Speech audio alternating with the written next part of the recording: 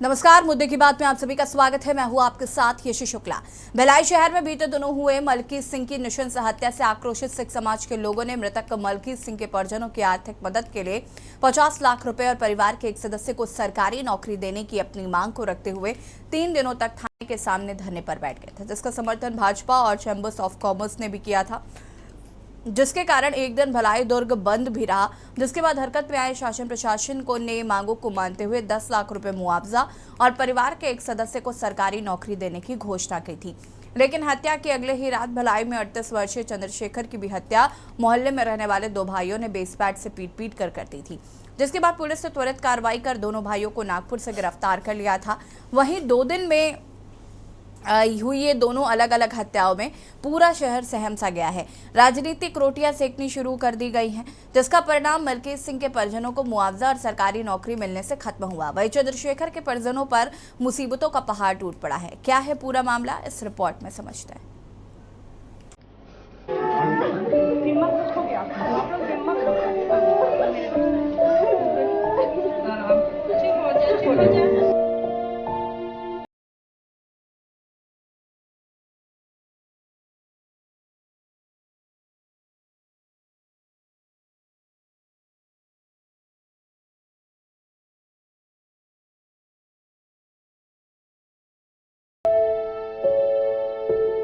मृतक चंद्रशेखर मजदूरी का काम करता था। मृतक 4 बेटियों, एक बेटी और पत्नी के साथ अपना जीवन गुजर बसर करता था। वहीं मृतक चंद्रशेखर की एक 15 साल की बेटी को ब्लड शुगर है, जिसका इलाज चलता आ रहा था। पर चंद्रशेखर के जाने के बाद ये परिवार बेसहारा हो चुका है, जिसकी सुध अब तक शासन प्रशासन ने नहीं ली है। अब शासन के द्वारा अभी तक किसी सहायता राशि प्राप्त हुई है? अभी तो ऐसा कुछ प्राप्त नहीं हुआ है सर। हाँ। लेकिन मैं चाहता हूँ मेरी बहू को एक सरकारी नौकरी मिल जाए। हाँ।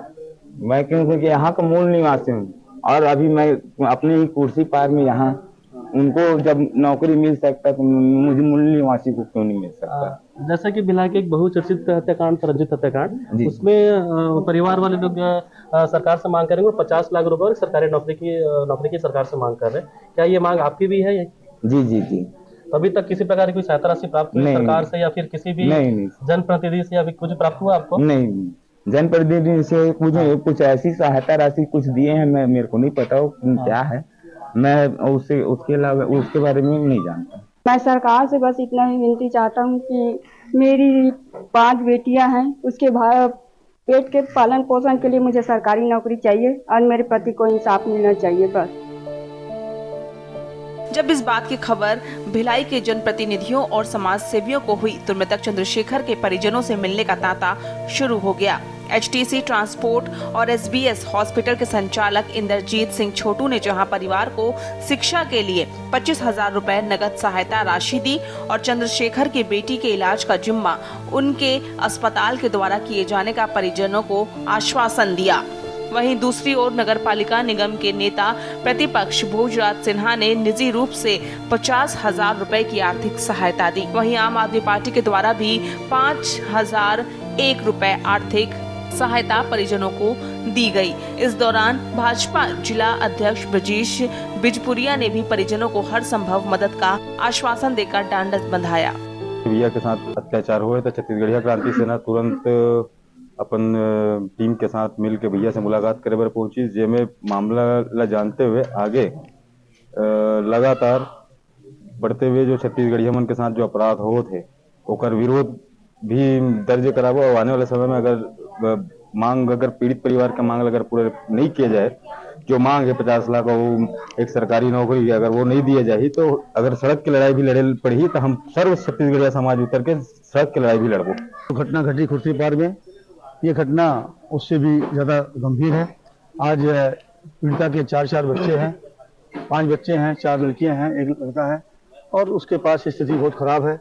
मैं शासन प्रशासन से मांग करता हूं कि जो स्थिति खुर्सी पार में थी और शासन ने जो 10 लाख रुपया मुआवजा दिया, उसकी पत्नी को नौकरी दी, बच्चों को आत्मानंद स्कूल में एडमिशन कराया, ये सारी चीजें होना चाहिए और अपराधियों को जल्द से जल्द पकड़ा जाना चाहिए। पकड़े तो गए मेरे ख्याल है, उसमें कोई अभी बचे नहीं है, लेकिन आइंदा ऐसा नहीं हो इस बात का पुलिस ख्याल रखे और उस घटना के फलस्वरूप हमारे आदिवासी समाज के नवयुवक की नृशंस हत्या की गई है। उस हत्या के विरोध में पूरा जनजाति समाज शासन से मांग करता है कि मृतक परिवार की सहायता की जाए, मृतक की पत्नी को शासकीय नौकरी और उसके 5 बच्चों के पालन पोषण के लिए, शिक्षा के लिए 50 लाख रुपए का मुआवजा तत्काल प्रदान किया जाए। वहीं चंद्रशेखर के हुए इस जघन्य हत्या से शासन प्रशासन के इस भेदभाव से आदिवासी समाज भी आक्रोशित होता नजर आ रहा है। आदिवासी समाज के पदाधिकारी भी मृतक चंद्रशेखर के परिजनों से मिलने पहुंचे और हर संभव लड़ाई शासन प्रशासन से लड़ने का आश्वासन परिजनों को दिया है। छत्तीसगढ़ के मुख्यमंत्री सम्माननीय भूपेश बघेल जी से एक निवेदन करता हूं कि छत्तीसगढ़ का आदिवासी का बेटा जिसकी निर्मम हत्या इस भिलाई में कर दी गई, निश्चित उनके अपराधियों पे सजा होनी चाहिए और उनके परिवार को जिस प्रकार से वो अदर प्रदेश में जाकर के 51 लाख रुपए का सहयोग राशि देते हैं, उसी स्तर पे इस परिवार को 51 लाख रुपए की राशि और उस परिवार की उस विधवा महिला को, जो विधवा आदिवासी है, आदिवासी की बेटी है, आदिवासी की बीवी है, आदिवासी की माँ है, उस बच्ची को नौकरी मिले। टूटा है। 12 जन रहते हैं इस परिवार में। कमाने वाला एक ही सदस्य था जिसकी निर्मम हत्या कर दी गई। ऐसी हत्या को ऐसा अंजाम दिया गया जिसमें उसका कोई कसूर ही नहीं था। उसका कोई कसूर नहीं था कि जिसमें उसकी हत्या कर दी जाए।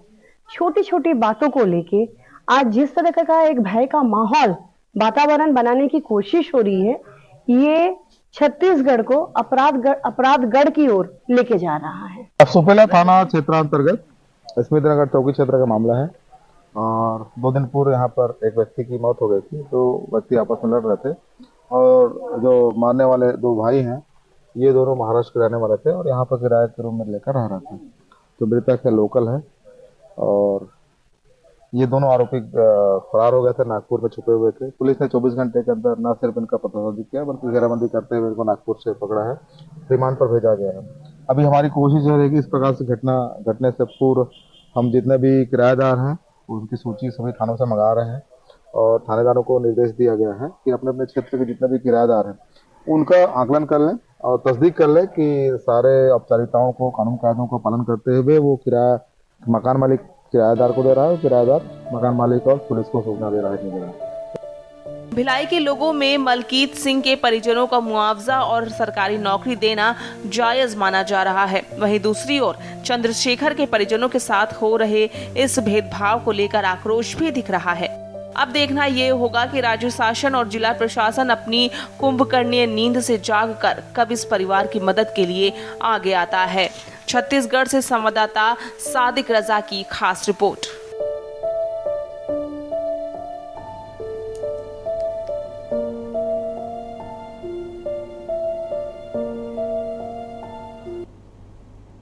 जी हाँ, तो परिवार यहाँ पर पूरी तरीके से सड़क पर आ गया है। परिवार को बहुत परेशानी हो रही है। भरण पोषण को लेकर यहाँ पर कई सवाल उठ रहे हैं। साथ ही साथ यहाँ पर राजनीति भी जो है वो चरम सीमा पर है। आज हम इसी पर चर्चा करेंगे। मेहमान हमारे साथ जुड़ चुके हैं, उनसे आपका परिचय करा देते हैं। भोजराम सिन्हा बीजेपी पार्षद भिलाई से हमारे साथ जुड़ चुके हैं। सुभद्रा सिंह जी कांग्रेस क्षेत्र भिलाई से हमारे साथ जुड़ चुकी हैं। तुलसीराम ध्रुव आदिवासी समाज से हमारे साथ जुड़ चुके हैं। ज्ञान प्रकाश तिवारी जी आम आदमी पार्टी से हमारे साथ जुड़ चुके हैं और भुवनेश्वरी मांडवी जी जो कि पीड़ित परिवार के सदस्य हैं वो भी हमारे साथ जुड़ चुकी हैं। सबसे पहले शुरुआत भुवनेश्वरी जी आपसे ही करूंगी मैं। सबसे पहले तो इस पूरे मामले को लेकर मैं आपके मुख से जानना चाहती हूँ कि क्या कुछ ये पूरा मामला था, अभी फिलहाल परिवार क्या चाह रहा है। अनम्यूट कीजिएगा भुवनेश्वरी जी।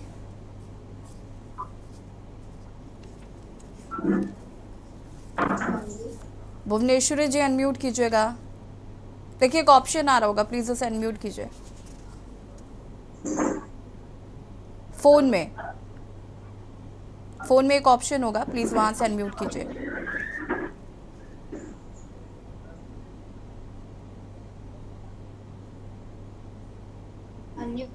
करने बोले हैं भैया। हाँ ठीक है भुवनेश्वरी जी, आवाज आ रही है आपकी।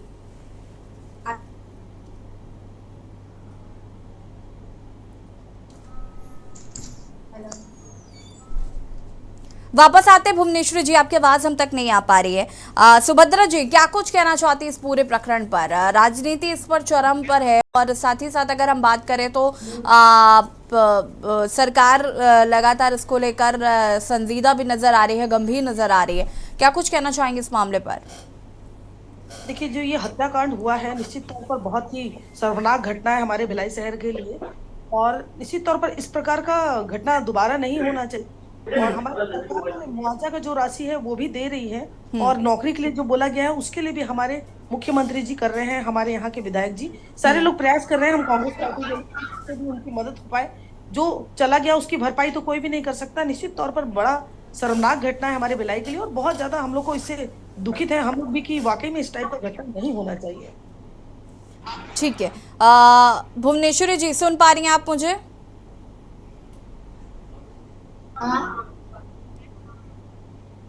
भुवनेश्वरी जी सुन पा रही हैं आप? ये आवाज कम आ रही है जी भुवनेश्वरी जी, बताइए जरा क्या कुछ आपकी मांग है? मैं बोलना चाहूंगी मेरे भाई तक भाई उसकी पत्नी को भी मिले और कुछ मुआवजा मिले मेरे घर की। ठीक है, तो सरकार की तरफ से आश्वासन मिला है ना? सुभद्रा जी अभी यहाँ हमारे साथ कांग्रेस की नेत्री जुड़ी हुई है, उन्होंने कहा कि सरकार उस ओर ध्यान दे रही है। अभी फिलहाल किन समस्याओं का सामना आपको करना पड़ रहा? सरकार की तरफ से नहीं आया है, कुछ आए थे उन लोग बोले हैं। ठीक है, वापस आएंगे आपके पास। हमारे साथ यहाँ पर भोजराम जी जुड़े हुए हैं। भोजराम जी, क्या कुछ कहना चाहते हैं इस पूरे प्रकरण पर? देखिए, मैं आपके न्यूज चैनल पे इसे भी बातें रखना चाहता हूँ कि इस टाइप की हत्याएं कब तक और मुआवजा और शासकीय नौकरी कब तक, ये आपदा जैसे बन चुकी है भिलाई की स्थिति। आप एक छोटी सी बात बताना चाहता हूँ आपके न्यूज चैनल को। नौकरी तो निश्चित उस परिवार को मिलना चाहिए और मुआवजा भी उस परिवार को मिलना चाहिए, क्योंकि उस परिवार का जो बच्चा जो मरा है वो बच्चा कूली था, मजदूर था, गड्ढा खोदने वाला था। लेकिन मैं बोलना चाहता हूं कि कब तक आखिर खुर्सीपार थाना ये 4 साल में 38 मौतें, ये क्या है? ये समाज सेवा किस टाइप की सरकार है कि ये अपराधियों को बढ़ा रही है? आखिर सरकार मुआवजा देने का अधिकार तो रखती है, नौकरी देने का भी अधिकार रखती है, लेकिन पूरे शहर के अंदर में ऐसी स्थिति निर्मित है। इस दुर्ग जिले के अंदर में मैं आपके न्यूज चैनल को बताना चाहता हूँ 24 थाना और 6 पुलिस चौकी है। इस 24 पुलिस थाने में लगभग इस 4 साढ़े 4 सालों में 500 लोगों की हत्या हुई है। कितने लोगों को आप ये करेंगे? मैं एक चीज पूछना चाहता हूँ, भिलाई की जो स्थिति निर्मित है, ये हत्याओं का दौर बढ़ते जा रहा है। भिलाई के लोग कर क्या रहे हैं? भिलाई के नगर सरकार, यहाँ की शहर सरकार, यहाँ की राज्य सरकार क्या कर रही है? चलिए, इसका जवाब भी हम लेंगे। ज्ञान प्रकाश तिवारी जी हमारे साथ जुड़े हुए हैं। ज्ञान प्रकाश तिवारी जी, क्या कुछ कहना चाहते हैं इस पूरे प्रकरण पर? जी, आपका बहुत बहुत धन्यवाद मुझे अवसर प्रदान करने के लिए। देखिए, छत्तीसगढ़ में छत्तीसगढ़ी जो मूल निवासी हैं वो आदिवासी हैं हमारे, और आज आदिवासी जो वर्ग है सबसे ज्यादा शोषण और पीड़ित हो रहा है। आज इसी घटना को देख सकते हैं। इस घटना होने के 2 दिन 3 दिन तक किसी प्रकार का कोई राजनीति, कोई मतलब किसी प्रकार का मतलब सरकारी कोई इनके पास तक नहीं पहुंचा। जब ये न्यूज में आए, ये हरकत बढ़े, पेपर में आए, इसके बाद धीरे धीरे लोग आना शुरू किए।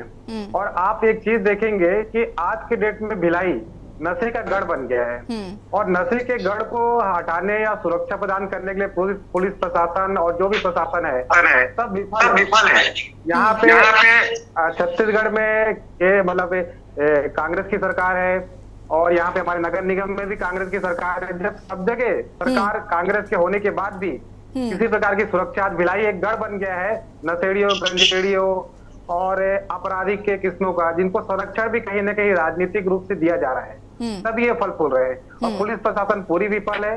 और हमारी मांग रही है कि जिस प्रकार मलकित के इन्होंने 10 लाख का मुआवजा सरकारी नौकरी देने के लिए त्वरित एक्शन लिया है, उसी प्रकार इन्हें भी तत्काल 10 लाख रुपए और एक सरकारी नौकरी के लिए आश्वासन लिखित में दिया जाए। आश्वासन बस मत दिया जाए, क्योंकि आश्वासन दे के ये सिर्फ अपनी राजनीति करके निकलना चाहते हैं। और हमारी पार्टी की ओर से भरपूर मांग है।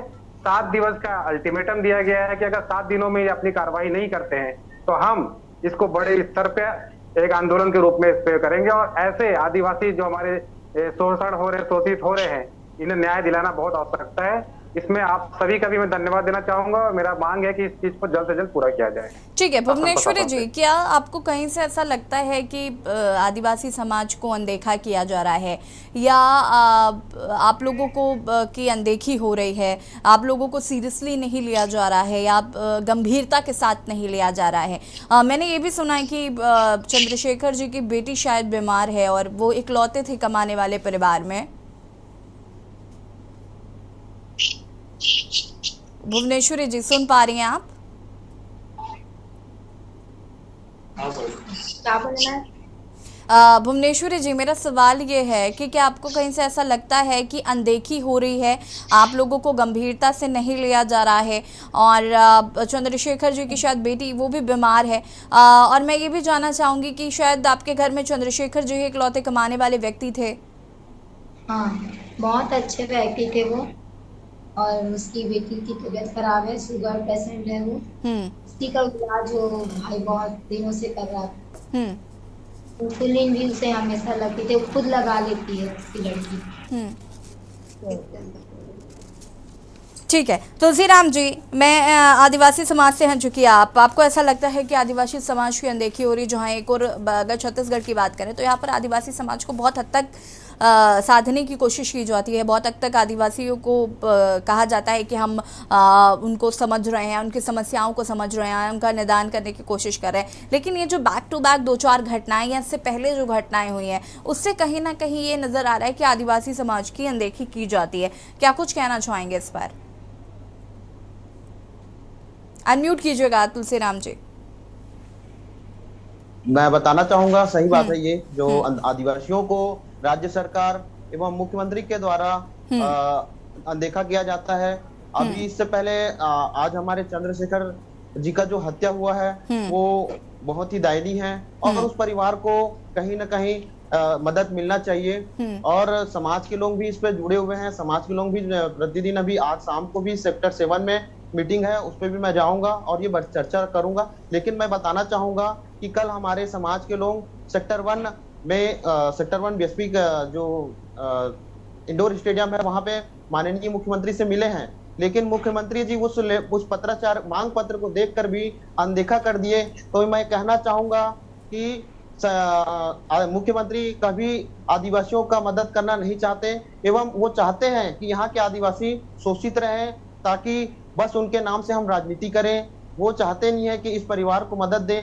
और क्षेत्रीय विधायक जो देवेंद्र यादव है, वो भी कल उनके घर आए थे, सारे मामलों को जानकारी लेकर गए हैं, लेकिन वो मुख्यमंत्री के पास ये शब्द नहीं रख पाए कि इन परिवार को बहुत ही आवश्यकता है और जरूरत है मदद की, कि आप जल्द से जल्द कल खुले मंच में वो घोषणा कर सकते थे। लेकिन कांग्रेस सरकार कभी नहीं चाही है कि आदिवासियों का भला हो।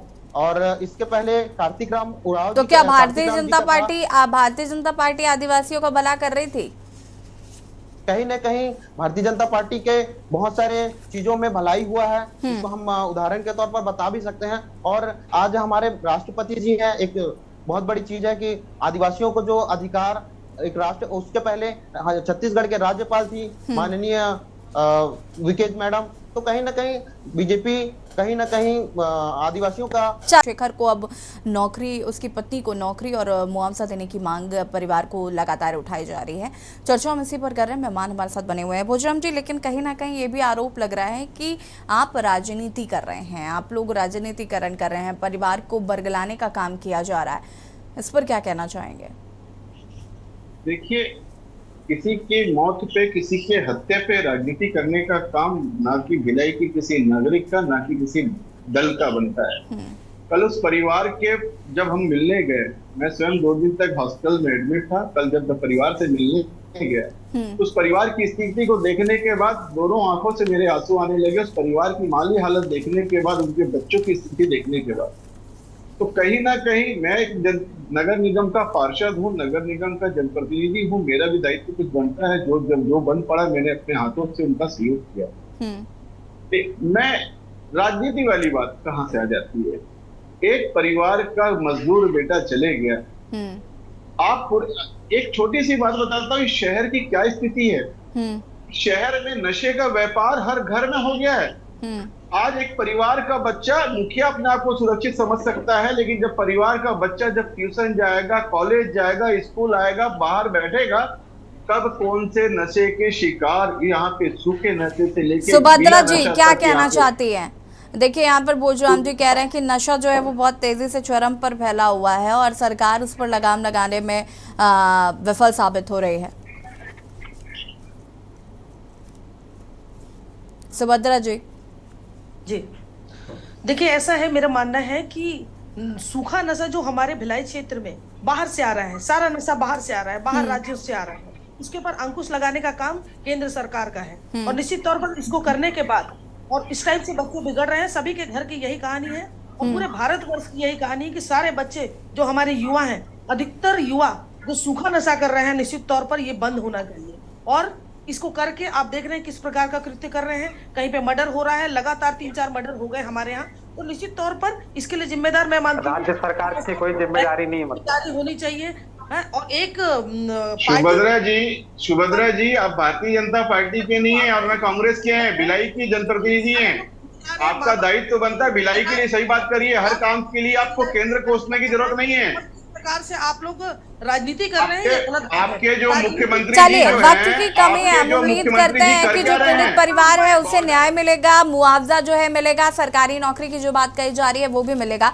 आप सभी का बहुत बहुत शुक्रिया चर्चा में शामिल होने के लिए। और मुद्दे की बात में आज हम बात कर रहे थे भिलाई में, जहाँ पर एक व्यक्ति की हत्या कर दी गई और इससे पहले भी इस तरीके की कई घटनाएं देखने को मिली है। फिलहाल पीड़ित परिवार के लिए मुआवजा और एक सरकारी नौकरी की मांग की जा रही है। ऐसे में सरकार कितनी संवेदनशील होकर परिवार की किसी व्यक्ति को नौकरी देती है, ये देखना होगा। फिलहाल मुद्दे की बात में इतना ही। देखते रहिए के न्यूज़ इंडिया। नमस्कार।